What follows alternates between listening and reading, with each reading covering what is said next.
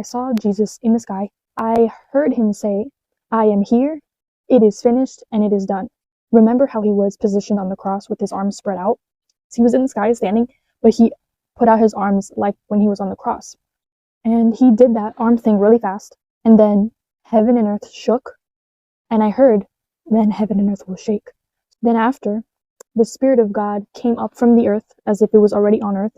It went off, and there was so much glory everywhere. Then people all of a sudden started to get raptured up everywhere in the world. And after that, Jesus, the people that were raptured and like all the glory went off, and all that was left on the earth that I could see was this gloomy environment, very dark, ash everywhere. People were still on earth, but it was the remnant that was not raptured up with Jesus. People that were left on the earth started to wonder and ask, what happened? And the one person I remember hearing said, the glory of the Lord left the earth.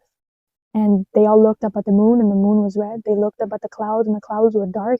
Just like how it talks in Revelation about the blood moon and the atmosphere of the end times, the description fit perfectly. I saw Jesus come in the sky with horses, and I saw his face, and his eyes were like pure white, but I knew, and you could just feel it.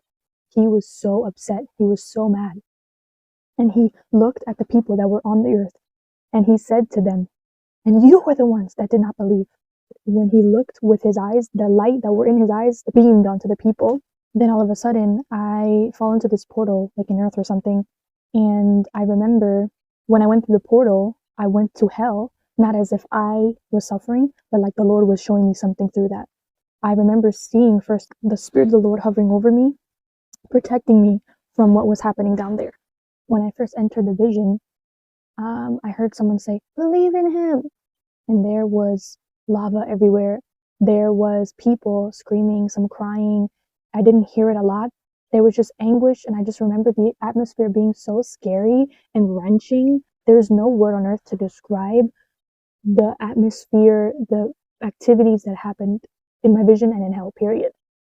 This is a very graphic part. I seen a woman.